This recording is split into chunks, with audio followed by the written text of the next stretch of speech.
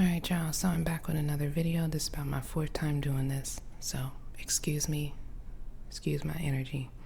So I did want to go over this trade. If you want to see the full top-down analysis, you can look at the video on the YouTube channel. It's titled Mark of the Charts 7/13/25, and that again will show basically the top-down analysis. In this particular video, I'm just going to be going over the entry, and so yeah, so let me get over to the markup chart. So I'm gonna show the entry on the 15-minute. I believe that's when I got in. It's pretty much the chart that I'm taking my entries on when trying to swing basically the 4-hour time frame. So as you can see here, so when market opened on the weekend on Sunday, we did have a gap here. This right here is a bearish candlestick. Essentially, when I came into the market, I think it was around 7 or pretty much around 8. I saw that this is how price had formed. Again, seeing the gap, and then we had a break of structure. This break, what I determined to be a break of structure, this 15-minute break of structure represented by this line right here. So as you can see here, price did push, made a bullish candlestick. And based on the top-down analysis, which again you can see in the video, mark of the charts 7/13/2020 or 25, I determined that this right here is a 12-hour trend line.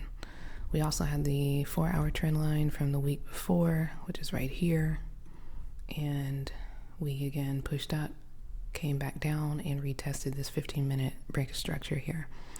Price then from there pushed on up. It didn't make a it did make a higher high right here, so that was kind of a concern for me. But when price pushed back down, we did get this break of structure again on the 15-minute of this lower high, and in fact, really of these both of these bearish candlesticks right here, which you can see.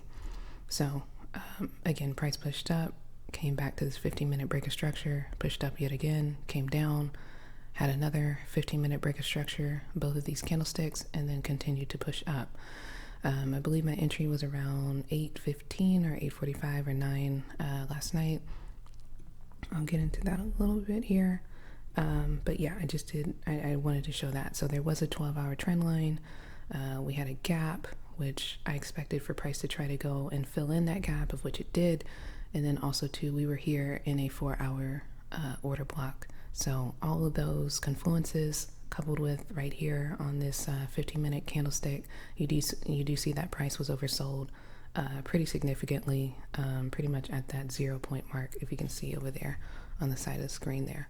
So the entry I took over here on the futures market on the MNQ for July. And again, you can see it particularly on this chart. You can see the inefficiency represented by this square red block here. Again, price pushed up, break of structure there, came back down, and eventually I got into the trade right around here at 8:45. So basically how I'm structuring my trades is I'll go ahead and put in basically the trade itself, as you can see right here, represented here, and then the stop loss will be no more than $500. But what I've started to do is add in a manual stop loss, or not like a manual stop loss, but basically like a marker represented by this stop loss trend line here, basically suggesting when I would like to get out of the trade. So basically I'll put an alert on that stop loss there, and it'll alert me, so that way it gives me an opportunity to decide if I want to stay in the trade or if I want to hold the trade. So that's pretty much what happened here. So I was alerted. I did put an alert on there, and I was alerted last night. I decided ultimately to hold the trade, which ended up playing out well. You can see price did kind of come down almost to where our ultimate stop loss was, but it eventually pushed up. It made a higher high around 2:45 last night. I remember definitely getting that alert because I had set the alert pretty much here at the Asian high, which you can see right there. Basically my idea is for price to hopefully again make a higher high off of these, or past these lower highs here, and it did just that. So I was alerted there, and I did decide to go ahead and continue to hold the trade. However, around 8:15, 9 this morning, or 8:15, 8:30 this morning, I did eventually close at 9. I keep getting that mixed up. Again, this is like my fourth time doing this.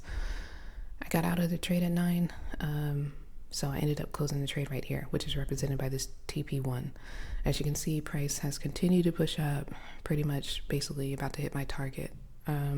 So essentially, I just need to hold on to my trades a lot longer instead of closing out early. Right here is pretty much where market opened, which was at 8:30, 8:45 point.